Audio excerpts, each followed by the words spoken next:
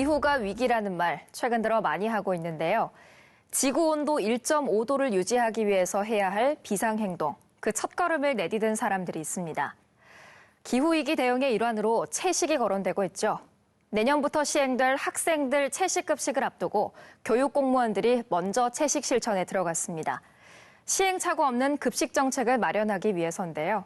월 2회 채식의 날을 시행 중인 경남교육청을 찾아갔습니다.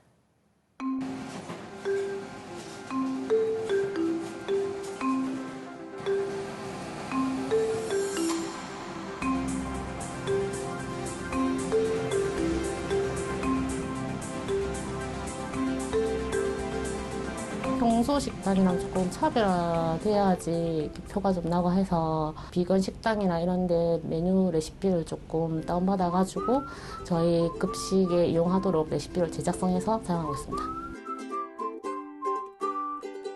유부초밥에 원래는 고기 같은 걸 갈아서 넣어가지고 단백질을 보충하고 있었는데 우엉이나 이런 구황식품을 넣어가지고 더 조리를 했고, 그리고 요즘에 제철 음식인 호박을 이용해가지고 단백질 풍부한 팥이나 콩을 넣어가지고 그 요리를 완성한 것 같습니다. 우리는 요리하는 입장에서 별 차이점은 없는 것 같아요. 예. 김치 같은 경우에는 젓갈을 안 넣고 소금에 간절히 갖고 바로 하니까 맛은 괜찮다 하더라고요. 예. 타기관에 그 면접관으로 한번 갔었는데 조리 실무사를 채용하는 과정에서 채식급식에 대해서 물어보는 그런 질문이 있었습니다. 그리고 그게 관련돼서 어떤 메뉴를 추천하고 싶은가. 저희 교육청도 시작한 지 얼마 안 됐지만 다른 기관에서도 이렇게 채식급식에 대해서 관심을 많이 가지고 있구나 이런 생각을 했습니다.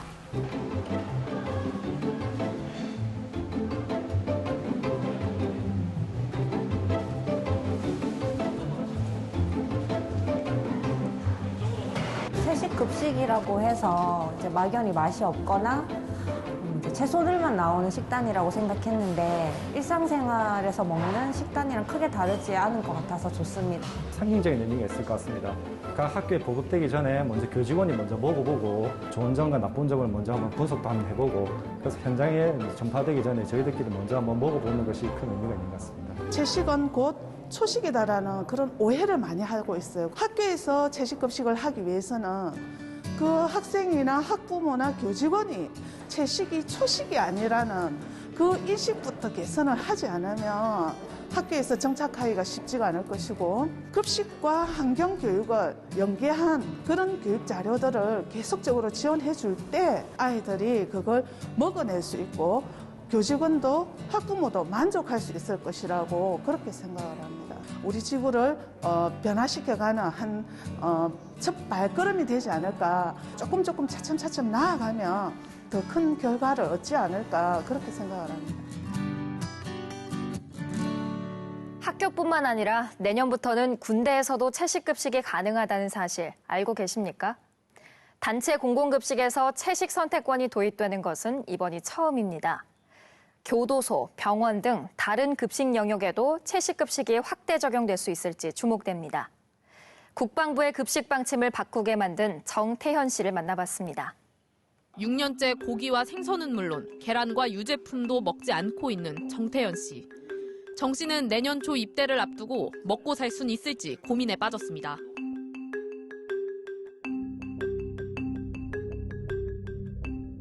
절박했죠. 왜냐하면 군대 급식표를 보거나 아니면 채식을 하시면서 군대 갔다 오신 분들의 얘기를 들어보면서 아 이거 진짜 장난이 아니구나, 생각 이상으로 끔찍하구나, 영양실조나 아사를 걱정해야 될 판이어가지고 아 내가 정말 생존하지 못할 수도 있겠구나 싶어서 이거는 나의 건강권, 양심의 자유, 생존권의 문제다, 기본적인 권리가 침해당하고 있다라고 생각을 해가지고 진정을 제기하게 됐습니다. 사실 그 기사가 막 엄청 메이저 언론에서 막 이렇게 한 게 아니었어가지고 국방부는 채식주의자를 위한 급식 지원의 일환으로 급식 방침 내 급식 소수장병을 위한 급식 지원 관련 규정 3조 사항 5호를 반영하였으며 해당 내용은 채식을 요구하는 장병이나 특정 종교 등에 의해 식사에 어려움을 느끼는 장병에게는 부대 급식 여건을 고려하여 밥과 김, 야채, 과일, 두부 등의 대체 품목을 몇 끼 제공하고 우유 대신 두유를 지급할 수 있도록 함 등을 포함하고 있음을 알려드립니다. 라고 국방부에서 나왔어요. 그래서 일단 국방부에서는 그런 식으로 했기 때문에 뭔가 한 걸음 더 나아갔구나. 그리고 살았구나. 내가 살 수 있겠구나. 그런 생각 들었습니다.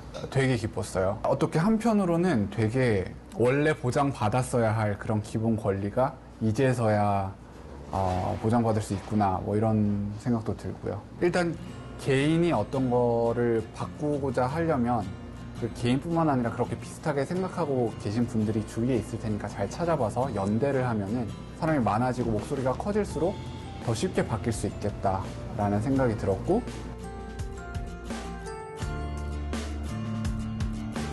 일단 군대 내에서 채식 선택권을 보장받을 수 있게 되었고, 이제 모르시는 분들도 이걸 적극 활용하시고 채식을 안 주면 이게 국방부 내부 규정에 삽입되었다고 당당하게 말씀하시라고 제가 전하고 싶고, 또 잘 안 나온다면 나와가지고 그 군대 내에서 채식을 했던 경험을 많이 공유해 주시면 개선할 때 더 도움이 되지 않을까 싶어요. 국내 언론사로서는 처음으로 기후변화팀을 신설한 한겨레 신문. 기후위기를 어떻게 알리고 언론인으로서의 고민은 뭔지 마감 시간에 박기용 기자를 만났습니다. 한겨레 신문의 기후변화팀 팀장이고요. 박기용이라고 합니다. 아직까지는 기후변화팀이라고 해서 그 이름을 적시해서 이제 조직을 운영하고 있는 곳은 아직까지는 저희밖에 없는 걸로 알고 있는데, 기후위기 문제의 심각성을 이해하지 못하고 관심이 없다는 느낌을 받습니다.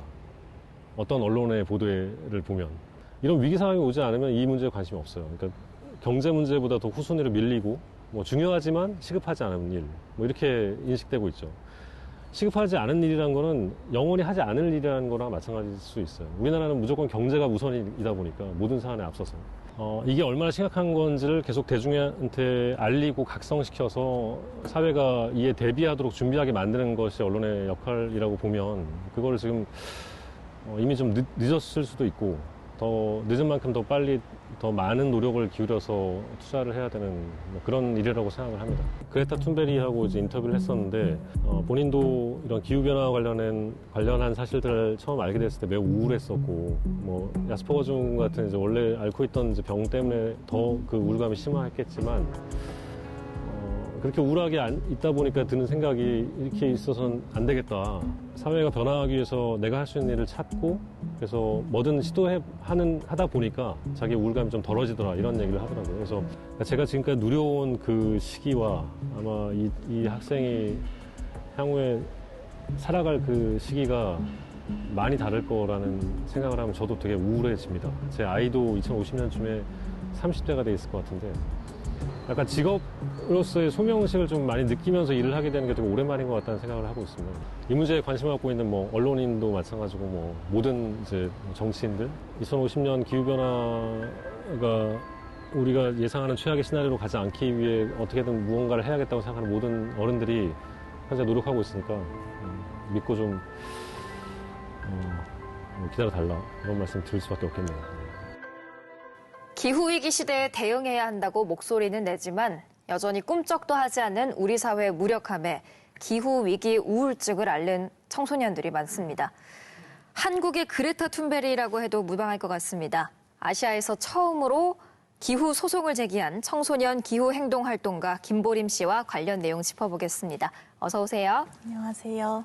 네, 아시아에서 처음으로 기후 소송을 제기하셨는데 어떤 내용입니까? 기후위기가 이렇게 심각해지고 있는 상황에서 정부의 미온적인 기후위기 대응이 우리가 헌법상에서 마땅하게 지켜져야만 하는 생명권이나 인간답게 살 권리, 직업 선택의 자유, 행복 추구권 등등의 헌법상 기본권을 침해당하고 있다라고 이야기하며 지금 불충분한 온실가스 감축 계획을 강화해야 된다라는 요지의 헌법 소원입니다. 네. 우리 정부의 기후위기 대응책이 미온적이다, 이런 거에 대한 질책인 것 같은데요. 얼마 전에 문 대통령이 탄소 중립 선언도 했잖아요. 부족하다고 보십니까? 2050년 탄소 중립 선언을 대통령이 했을 때는 물론 반가운 소식이었습니다. 그럼에도 2020년까지의 온실가스 감축 계획을 이행도 하지 않고 폐기했고 2030년까지 앞으로 10년 뒤까지의 온실가스 감축 계획이 존재는 하지만 이행이 된다고 하더라도 불충분한 수준이기 때문에 우리는 기후 파국을 면치 못할 것이라는 게 정부에서도 알고 있는 사실입니다. 그런데 2050년 탄소 중립 선언을 한 게 사실은 말로만 그치지 않을까라는 우려가 들기도 하는 건 사실인 것 같습니다. 네. 그때 가서 벼락치기를 한다고 되는 일이 아니라는 게 분명하기 때문에 지금 당장 2025년, 2030년까지 무슨 조치를 어떻게 할지에 대한 계획이 나와 있지 않는 한 아직도 불충분하다라고 평가할 수밖에 없는 것 같기도 합니다. 네. 이 소송에 대해서 이제 문 대통령이 의견서를 보냈다고 들었는데 어떤 내용입니까? 지금 제가 이렇게 불충분하다라고 말씀을 드리는 것도 네. 사실상 그 대통령의 의견서에서는 지금 이미 파리협약을 잘 충분히 이행하고 있고 기후 재난 같은 것들이 지금 그렇게 미래에 발생하지도 않았는데 벌써부터 기본권 침해를 이야기하는 건 말도 안 된다라는 내용들이 많이 담겨 있었고요. 정부가 만드는 온실가스 감축에 대해서 의견을 낼 권리는 없다라는 식의 내용들이 많이 담겨 있어서 기후위기 대응을 하는 척만하는 건 아닐까라는 우려가 더 커질 수밖에 없었던 것 같습니다. 그렇군요. 그 소송의 원고가 바로 청소년들이라고 하셨잖아요. 어떤 분들이고 또 몇 명이나 있나요? 소송의 원고로는 청소년 기후행동에서 함께 활동하고 있었던 만 13세에서 19세 사이의 청소년 활동가들 19명이 원고로 참여했습니다. 네. 활동한 지 1년 정도 되셨다고 들었는데 어떤 활동들을 하셨습니까? 청소년 청년 당사자로서 기후위기의 상황을 직면한 저희들은 앞으로 오랜 시간을 기후위기의 피해를 입으면서 또 그 책임을 고스란히 겪으면서 살아가야 되는 너무나도 명확한 당사자라고 생각을 해요. 그래서 기후위기의 당사자인 청소년들은 함께 모여서 기후를 위한 결석 시위를 한다든지 기후헌법소원이나 아니면 전국의 교육청들을 찾아가서 지금 당장 지구 평균 온도 상승을 막을 수 있을 만한 실질적인 대책을 마련하라는 요구사항을 전달을 하기도 했습니다. 그야말로 당사자들이 나선 거네요. 네. 얼마 전에 경남에서 열린 포럼에서 연설을 하셨잖아요. 네. 아주 어른들을 꾸짖는 발언을 하면서 많은 분들 뜨끔하게 했습니다. 누구도 예외 없이 지킬 수 없다라는 게 지금의 현실 같은데요. 제가 왜 우는지 모르겠는데 저희가 마주하고 있는 현실은 이런 것 같습니다. 변화는 하지 않고 변화를 하기까지는 현실의 벽은 너무 높은데 문제는 너무 심각하고 시간은 없는데 너무 더딘 현실을 마주하면서 도대체 우리가 살아가는 미래에서 얼마나 수많은 불평등을 마주하고 얼마나 최악의 모습들을 마주하며 살아갈지를 생각했을 때는 되게 가혹하고 예견된 그런 미래가 너무 결정이 되어 있기 때문에 이날 포럼이 어떤 자리였어요? 기후위기를 막기 위해서 우리가 해야 되는 수많은 어떤 일들이 있겠지만 이 날은 환경학습권을 어떻게 강화해야 되는지 이런 논의를 하는 자리였습니다. 아, 그렇군요. 그러니까 이런 내용들이 실행이 되려면 구체적이고 또 실효성 있는 대책들이 나와야 할 텐데요. 기후 활동가 입장에서 제안을 한다면 어떤 것들이 있을까요?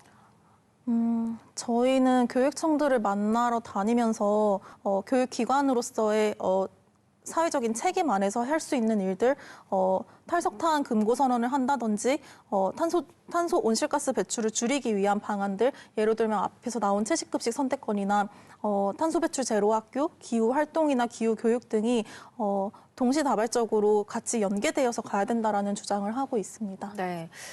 그런데 기후위기라고 하면 사실 연령에 따라서 받아들이는 감도가 좀 다를 것 같기도 한데요. 어떤가요? 느끼시나요? 네. 제가 약간은 부끄럽지만, 네. 뭔가 되게 복합적인 감정으로 우울감이 생길 수밖에 없는 것 같아요. 문제가 심각해지고 있고, 내 미래가 어쩌면 지켜질 수도 없겠다. 내가 소중하게 생각하는 것들조차 지킬 수 없겠다라는 생각이 들었을 때는 매우 우울감이 커질 수밖에 없는 상황인데, 이런 행동을 할 때마다 듣는 소리는 기특하다 또는, 메시지가 강해지면 되바라졌다. 엄마는 뭐 먹고 살기 바빠서 그렇지라는 답을 하기는 해요.